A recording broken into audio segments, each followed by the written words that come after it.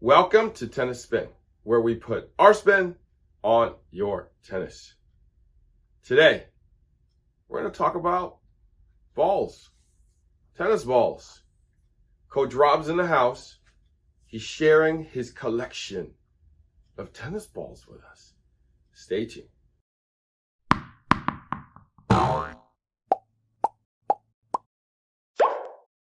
Coffee sponsor of the day is Kiran Ramaswamy.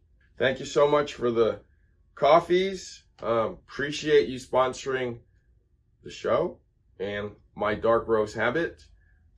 If you want to sponsor my Morning Cup of Joe, network is buymeacoffee.com/tennis spin. Thank you all in advance, and thank you for keeping it going. Much appreciated. This is Coach Rob's ball collection, and we decided to show you kind of our history of tennis balls and how they've changed. Whether it be for the better or the worst, they have changed. There's a lot more plastic in today's cans of balls. The manufacturing of the cans. So as you can see, by this shot, there are differences. Let's start with the stuff over here to my left. You want to talk about the old tennis ball saver? Yeah, let's talk about that too, because I feel like, I don't want to say that's ageless, but I know that a bunch of you guys probably don't know what that is if you're of a certain age. I've talked about this in the past just because if there's a ball shortage, these are going to be priceless. Well, there kind of is a ball shortage already. So hopefully everybody got one. Okay. So you guys know that these are supposedly supposed to pump air back in the ball and keep it fresh. Supposed to pressurize it back so that it'll keep bouncing. Do you feel it works? I remember being a kid and my parents had one, and after we would play, we'd put the balls back in and off we went, and we would, come back out a couple of days later and they still seemed to bounce. I feel like everybody did that back in the day. Back in our day, right. Yeah, and the modern tennis player, basically, new can, use, throw. I think we're a little spoiled because prices of balls are actually not horrible. As I've mentioned in the past, try going to Europe, parts of Asia, the ball prices are like 3-4 times more expensive than us. So, that's why, because of cheap balls, we don't keep them, so we don't preserve them anymore. Okay, so let's start over there. So we got our regular pen. We got our regular pens. We know what these look like. We get them at Costco, okay? We get these at the pro shops. We got I'm gonna have you hold that one. Traditional plastic. And then we got a can from Wilson. It was their 100th anniversary. They sent us out. I'm on the advisory staff, so they sent us a can of balls, a sweatshirt. U.S. Open, guys. It's a U.S. Open ball. Oh, wow. So remember that flaming ball that they used for a while as the U.S. Open symbol? And then this was U.S. Open 14, so 2014. I'm guessing this is a pretty special ball. That was their 100th anniversary then. 100 tennis and animalversary. All right. Of Wilson. That's cool. And then we have just your regular U.S. Open. You still see these today. They still have the flaming ball on this can. And then we got metal still, right? Here's the Roger Federer Legacy All-Court ball. I must have saved the can because I don't know where the ball's went anymore, but... They were producing these, and I think they are still. You can get them on Wilson.com, I believe. And then we got the Slazenger ball, which is also a metal can. This was a metal can. Somebody went to Wimbledon, brought me back a can of balls. Premium ball for all surfaces. I don't know if it's white. No, they're yellow. We used to carry those. Okay. They're yellow. This is made in the Philippines. Okay, Thailand. And then we have our French Open, same thing. Somebody brought these back from Roland Garros. Same bottom. 2-liter bottle. ITF Tour all court balls approved. Same metal top. Okay. So these are still pretty in the 2000s. We're still talking in the 2000s. Right. That's still a current ball right there. This is current from the Australian Open. I wanted to make sure I had the 4 Grand Slams represented. I never seen that can before. So this is a can. One of my players is from China, and he cracked open a can and was playing with them, and I had never seen the can before. Oh. Wasn't sure. Tulun. It says high quality for all levels of play, all court surfaces. Yeah, it was interesting that it was CTA approved, STA approved, CTA Tour. China Tennis Association. I'm thinking he brought it over with him. Made in China. Yeah, it's made in China. Yeah, people ask me about white balls when Wimbledon is coming, when they do the wear all whites and play with a wooden racket kind of a deal. Here's a white ball. Yeah, I've had this one for a while. I don't remember how I got it or someone just gave it to me or what. But yeah, this is a Penn center court tennis ball, bright white, regular felt. Regular duty felt. Yes. Okay. USTA approved. Okay, so we all know these are pretty modern, like 2000s, maybe 90s forward. Well, this is 92, so maybe 90s and forward. Coach Rob and I are children of the 70s and the 80s.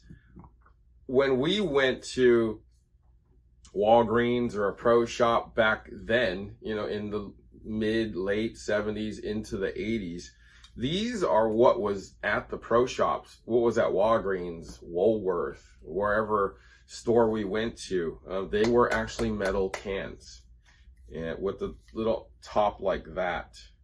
Oh, look at this. Got this at Foot Locker. Yeah, it's $2.59. Wow. You can still get balls for $2.99 or less at the Costco. Pens, crapper. Look at this. That's rare. Who says Pen 6 now? Who says Wilson 6 anymore? So Harry and I have probably drinking hundreds of gallons of water out of these. Because when we were playing when we were kids, they didn't have fancy water bottles. You were lucky they had a water fountain anywhere near you. And so you would crack the can. Whoever brought the can got to drink out of it. And usually you try to rinse it out a little bit and fill it up and try not to bite your lip. Cut your lip right on the metal lining. Anyways, moving on. We got some box balls here. This one came from our friend Eric Johansson. He's the pro at the Canyon Swim and Tennis Club. And this one, I was really curious about this one because it was a box. And I'm like, I know the Trinities now are coming in boxes. But this one, as Harry and I were looking at it, it came out as a ball that was for high altitude. Specially designed, extra duty felt and pressureless core, provide premium durability and playability at high altitudes. Whoa, feel that. That's some hard balls. That's a rock. Exactly. That thing's going to hurt your arm. Oh, man. Don't go to the dock with these balls. No. This was another one from Eric. This one, I had never seen a box of tennis balls, but they're white. They're white, and this is Roland Garros. These definitely have seen better days. This one's hard too. This one is. Oh, what the heck! Wow! Look at that. I'll bet a lot of the viewers have never seen 2-packs before. So these are 2-pack cans of balls, and this is from Transylvania. Nah, just kidding. Pennsylvania, like Penn, Penn. That's where if you guys didn't know, hang on to that for me. If you guys didn't know what Penn stood for, it actually means Pennsylvania. I repeat, Pennsylvania. That's where the company's from. Well, originally. Now they're bought by Head, and they're in Arizona. So, I've never seen a can like that. Yeah. It says the General Tire and Rubber Company. Oh, that makes sense, because balls are... Akron, Ohio. Oh, Akron, Ohio. What the hell? So much for Pennsylvania. Why 2 balls? Maybe they were playing at Golden Gate Park and there were 6 courts and no dividers and balls would run everywhere, so you would just give them 2 balls. That's true. Here's another two-pack of Dunlop. Oh, forts. Fort. Dunlop was making forts for a while. I think they stopped, unless they're only doing it for the English and European markets. But forts were their highest end ball. Well, here's another Fort can. So I guess marketing changed, because this looks a little more modern on the bottom. This looks a little more old. The older one says made in Japan. It was JTA approved. Mm-hmm. Approved by ITA. Is that JTA? Oh, JTA. JTA. Maybe these are from Japan. Fort is a brand with proven quality, which has been used for more than 5 decades in many tournaments in Japan. Okay. All right. Now this one is my favorite. This is a Spalding Championship. Here's your top. But how you open it is on the bottom. I have to say, though, I'll bet you these cans are fresh.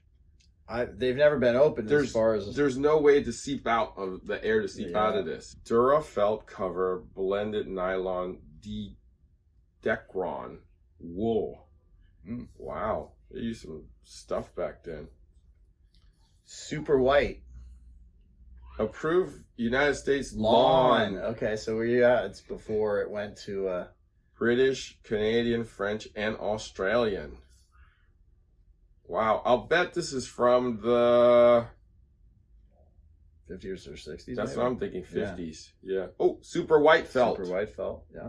Before I end this, though, for those of you who don't know, balls in this form, shelf life, 6 months, standard, 1 year. They go getting close to being done. This is probably still good. I think the metal actually is going to hold better. It does seep out of this, from what I know.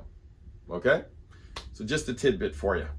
Okay, Coach Rob, I want to say thank you for sharing your balls and ball can collection with us.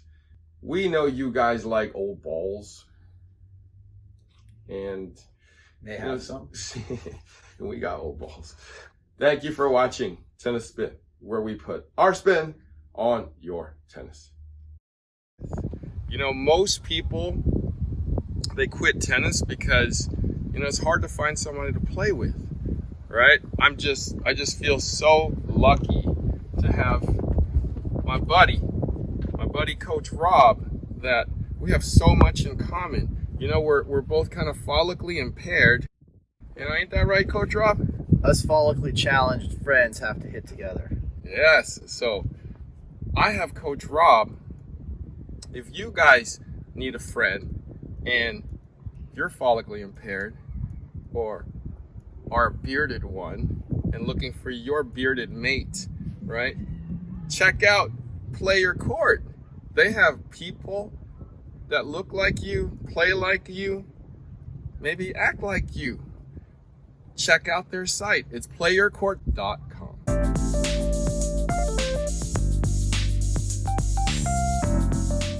Your tennis buddy can teach you how to twirl. Hopefully You'll get it someday. Hopefully better than that. We'll have to keep practicing here.